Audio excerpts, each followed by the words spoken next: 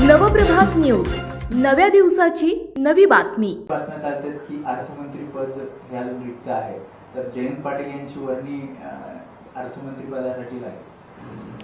नाही, असं आहे की मी कशाचाच विचार केलेला नाही. तुम्ही माझ्यापेक्षा इतका पुढं का विचार करताय?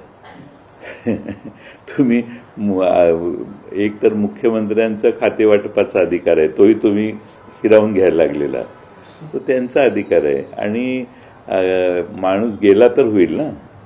आम्ही सगळे राष्ट्रवादी शरद पवार साहेबांच्या मागं सगळे खासदार आमदार एकच संघ आहोत. त्यामुळं मला हे बऱ्याच वेळेला दुःख वाटतं की वारंवार अशा चर्चा प्रसारमाध्यमातून का येत आहेत. ईश्वरपूरच्या ज्या जागेसंदर्भात तुम्ही मुख्यमंत्र्यांना भेटायला गेलेला होता, तुम्ही म्हणाला की उपमुख्यमंत्री एकनाथ शिंदे यांच्या भेटीसाठी सुद्धा तुम्ही प्रयत्न केलेले होते.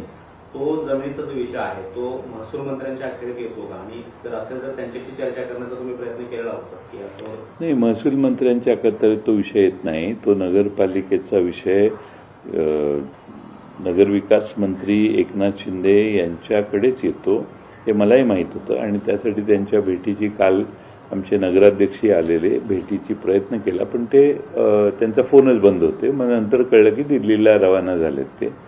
आणि त्यानंतर मग नगराध्यक्षच खरं माझ्यावर येणार होते, पण बराच वेळ झाला, भेटीची वेळ मिळाली नाही. मग मी नगराध्यक्षांना म्हटलं आज काय भेटायची शक्यता दिसत नाही, तुम्ही जावा.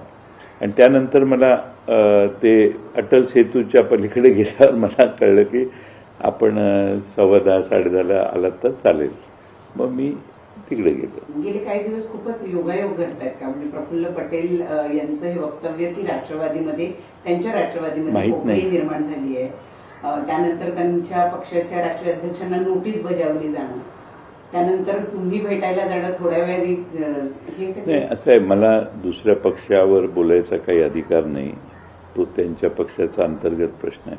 माझ्या पक्षात अंतर्गत कोणतीही घालमेल नाही, सगळे शांत आहेत आणि आम्ही सगळे एकत्रित आहोत.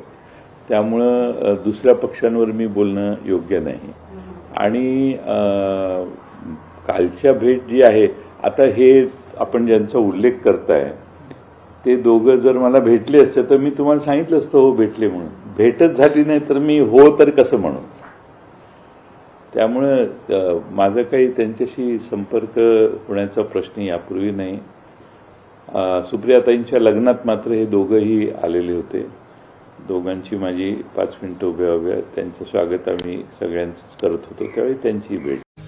आपल्या परिसरातील महत्त्वाच्या बातम्या पाहण्यासाठी आजच नवप्रभात न्यूज चॅनलला YouTubeवर सबस्क्राईब करा आणि बेल आयकॉन प्रेस करा.